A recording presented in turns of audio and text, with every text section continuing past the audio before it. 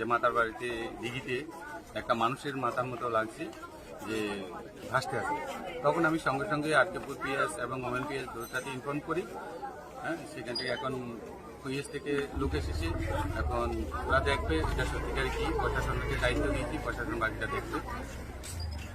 এটা হলো আমাদের থানাতে খবর যায়, পাবলিক প্রথম দেখতে পায় দিঘিতে একটা মানুষেরই মাথা মনে হচ্ছে।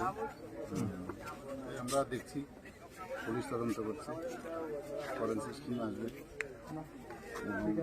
তদন্ত সাপেক্ষে দেখা যাবে আর কি। কিন্তু মানুষের মাথা যে এটা কিন্তু আচ্ছা, এই কল্যাণ সাগরের জলে এটা মানে কোত্থেকে আসতে পারে আপনাদের ধারণা হতে পারে? আমাদের কোথাও জঙ্গল টঙ্গল থেকে বা কোনো জায়গা থেকে, পরিচিত জায়গা থেকে নিয়ে এখানে একটা কমন ভাইরাল লাগে মনে হইতেছে এরকম কিছু।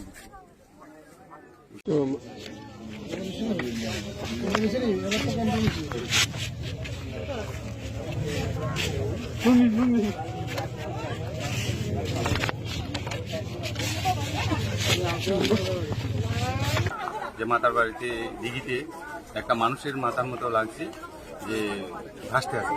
তখন আমি সঙ্গে সঙ্গে আরকেপুর পিএস এবং ওমেন পিএস দুটাতে ইনফর্ম করি।